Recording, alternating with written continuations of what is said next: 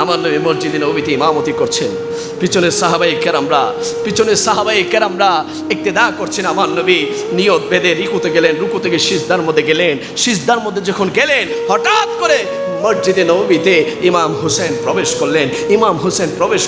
প্রবেশ করার সাথে সাথে ডাইনে বামে না গিয়ে সরাসরি আমার নবীর পিঠ মোবারকের মধ্যে উঠে গেলেন। জোরে বলি না সুবহানাল্লাহ। রাসূলুল্লাহ সাল্লাল্লাহু আলাইহি ওয়াসাল্লাম সিজদা থেকে উঠে না, 2, 4, 5, 10 মিনিট হয়ে যাচ্ছে, আমার নবী সিজদা থেকে উঠে না। পিছনে সাহাবায়ে কেরামরা কল্পনা করতে লাগলো, হাই আমার নবীর কি হয়েছে। আমার নবী তো সাধারণত জামাতের সহিত যখন নামাজ পড়ে 3 তাসবিহ, 5 তাসবিহ, 7 তাসবিহ, 9 তাসবিহ, 11 তাসবিহ পরিমাণ সিজদারত অবস্থায় থাকে। আজ রাসূলুল্লাহর কি হলো, আমার নবী উঠছে না কেন? যখন ইমাম হুসেন পিঠ মোবারক থেকে নামলেন, আমার নবী সিজদা থেকে উঠে যখন তাশাহুদ বৈঠক শেষ করে যখন সালাম ফিরালেন, সাহাবায়ে কেরামরা বলতে লাগলো, ইয়া রাসূলুল্লাহ, ইয়া হাবিবাল্লাহ, আজ আপনার কি হয়েছিল? এত লম্বা সময় তো আপনাকে কখনো জামাত সহকারে সিজদা দিতে দেখি নাই, আপনার কি হয়েছে?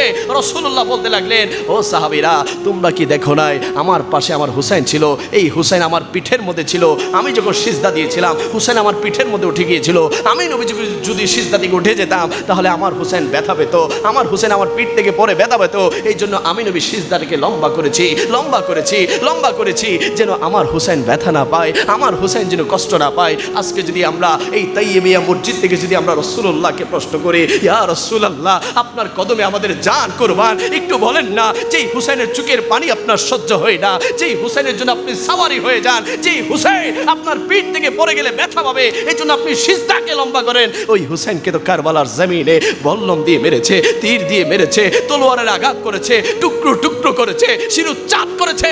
ওই হুসাইনের দুঃখ, ওই হুসাইনের কষ্ট, ওই হুসাইনের রক্ত আপনি কিভাবে সহ্য করেছেন?